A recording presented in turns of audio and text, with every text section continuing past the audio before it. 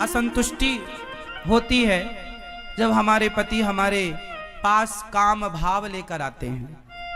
हमारा मन बेचैन हो जाता है कि हमारे हृदय में जो कृष्ण हैं पता नहीं वो निकलकर बाहर ना चले जाएं। ऐसा उस बहन ने मेरे से सवाल किया कि जब पति काम भाव से अपनी पत्नी के पास आता है तो पत्नी को अच्छा नहीं लगता, क्योंकि पत्नी के अंदर भगवत भक्ति जाग गई है, प्रेम जाग गया है। ये सवाल आप में से बहुत लोगों का भी हो सकता है, बहुत पुरुषों का भी हो सकता है, बहुत स्त्रियों का भी हो सकता है, पर चूंकि सवाल बड़ा अटपटा है तो लोगों को पूछने में भी संकोच होता है, इसलिए हम आपको इसका समाधान देते हैं। मैंने उनको ये बात समझाई, बता दिया उनको। शायद यहाँ बैठी हो तो वो, चूंकि ऐसे प्रश्न सवाल माइक में तो वो कर नहीं सकती थी, पर सवाल तो सवाल है, तो हमने उत्तर सोचा कि चलो इस बहाने आपको उत्तर दे दें। प्रश्न समझ में आ गया? अब उत्तर सुनो।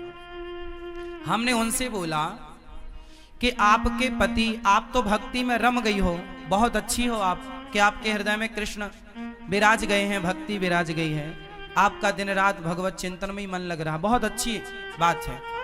लेकिन जो आपके पति हैं अभी उनका मन विषयों में है, और यदि आपने भी इनकार कर दिया कि आप हमारे पास मत आओ तो आपके पति फिर पराई स्त्री के गामी हो जाएंगे, वो दूसरी स्त्रियों के पास जाने स्टार्ट कर देंगे, वैश्याओं का गमन करने लग जाएंगे, वैश्यागामी हो सकता है इसलिए तुम्हारा पति। इसलिए तुम्हारे अंदर तो कोई वासना है नहीं, लेकिन पति के अंदर यदि है तो पति पत्नी के पास ही तो जाएगा। यदि तुमने भी उसे हटा दिया अपने पास से तो वो वैश्यागामी, उसका चरित्र बिगड़ जाएगा। इसलिए तुम्हारा धर्म है। मीराबाई के साथ भी यही था, बिल्कुल सेम। मीरा का विवाह बचपन में कृष्ण से हो गया था, मान लिया था उन्होंने पति कि मेरे तो पति गिरधर गोपाल हैं, लेकिन फिर भी उनके माँ बाप ने जबरदस्ती उनका विवाह भोजराज से कर दिया, जो राणा के बेटे हैं। तो भोजराज राणा के साथ उनका विवाह हुआ। जब उनकी पहली रात आई मिलन की, मीराबाई को बिठाया गया एक कमरे में, सिर्फ दीपक का प्रकाश था, और जो कि रिवाज है घूंघट डाल के मीराबाई को बिठाया गया।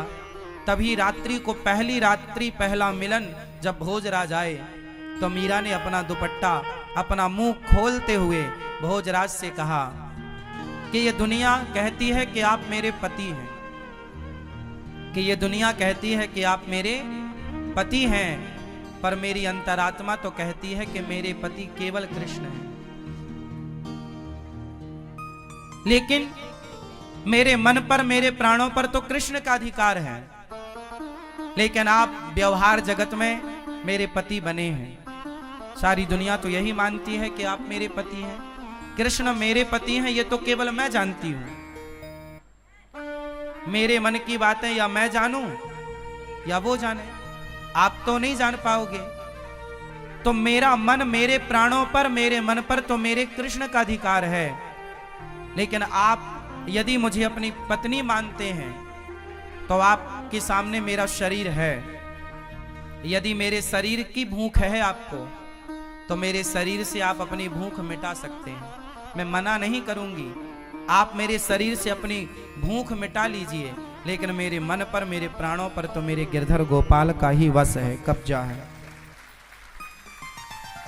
तो इस बात से यह सिद्ध होता है कि यदि आपका पति कामुक है तो फिर आपका धर्म है कि आप अपने पति को भी धीरे धीरे सत्संग से जोड़ें, कथाओं से जोड़ें, धीरे धीरे उसके मन को भी बदलें और उसका साथ दें। आप यदि सोचेंगी कि मैं तो भक्ति में रमी हूं, अब मेरे पति जो मेरे साथ रमण करेंगे तो वो गलत है, वो गलत नहीं है। आपका धर्म है कि आप अपने पति को खुश रखें, प्रसन्न रखें, धीरे धीरे उसे भी सत्संग से जोड़कर। देखो, मन बदला जा सकता है, मन बदला जा सकता है। कैसे? सत्संग से। यदि स्त्री भक्ति करने लग गई और पति को छोड़कर चली गई तो तुम्हारा कल्याण होगा। तुम्हारा धर्म क्या है कि यदि तुम्हारे हृदय की शुद्धि हो गई है तो तुम अपने परिवार के सभी सदस्यों की, अपने पति की, अपने बच्चों की भी शुद्धि करो हृदय की, अपने भक्ति के प्रभाव से, अपने जप, अपने तप के प्रभाव से। यदि आप केवल भक्ति करने लग गई और भाग गई घर से कि अब जी तो मैं तो वृंदावन रहूंगी, मैं तो घर में नहीं रहूंगी, तो ये तो भागना हो जाएगा, ये तो रण छोड़ के भागना हो जाएगा। फिर आपका धाम में आकर के वास करना, अपने पति को छोड़कर, अपने बच्चों को छोड़कर, ये आपका धर्म नहीं है। धर्म तो ये है कि पति और बच्चों के साथ रहकर जो प्रेम आपके भीतर जागा है वही प्रेम पति और पुत्र के भीतर जागा कर उनका भी कल्याण कीजिए और उनका साथ दीजिए।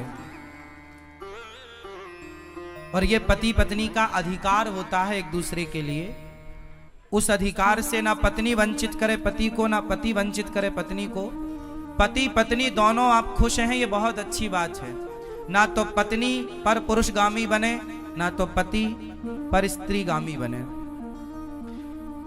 यदि कोई पुरुष पर स्त्रीगामी है, याद रखिएगा, बहुत स्पष्टता से समझिएगा, यदि कोई पुरुष पर स्त्रीगामी है और कोई स्त्री पर पुरुषगामी है तो आप ही बताइए दोषी कौन है?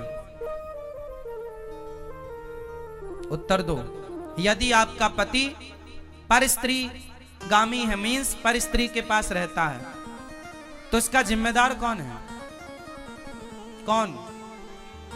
कौन? यदि पति पर पुरुषगामी है, पर स्त्रीगामी है, तो जिम्मेदार कौन है? और स्त्री यदि पर पुरुषगामी होगी तो जिम्मेदार कौन है? पति पत्नी ही जिम्मेदार है। इसलिए गृहस्थ जीवन में पत्नी का धर्म है। पत्नी को मोहिनी कहा जाता है। पत्नी को क्या बोला जाता है? भगवान नारायण ने 24 अवतारों में एक अवतार कौन सा लिया? मोहिनी अवतार। स्त्री, इसलिए हमारे भारत में श्रृंगार होता है। श्रृंगार किसका होता है? स्त्री का होता है, पुरुष का नहीं होता। स्त्री का ही श्रृंगार क्यों होता है? पुरुष का क्यों नहीं होता? 16 श्रृंगार स्त्री का है तो 8 संस्कार पुरुष को भी होते कि भाई तू भी कुछ लिपस्टिक लगा, तू भी कुछ तो कर। सारा श्रृंगार का स्त्रियों के पास है पूरा कार्य। पायल भी वही पहने, चूड़ी भी वही पहने, मंगलसूत्र भी वही पहने, बिछिया भी वही पहने, बिंदिया भी वही पहने, मांग भी वही भरे, काजल भी वही लगाएं। पुरुष के पास श्रृंगार नहीं है कुछ भी। हाँ या ना? बताओ, स्त्रियों को श्रृंगार क्यों दिया गया? ताकि स्त्रियां उस श्रृंगार से सुंदर दिखें और उस सुंदरता से वो केवल अपने पति को रिझाएं, सिर्फ अपने पति को रिझाएं। मोहिनी है ना, पति को इतना मोहित करो अपने पति को कि आपका पति पर स्त्री गामी ना बनने पावे। यदि तुम्हारा पति पर स्त्री गामी बन गया तो तुमने ठीक से श्रृंगार नहीं किया।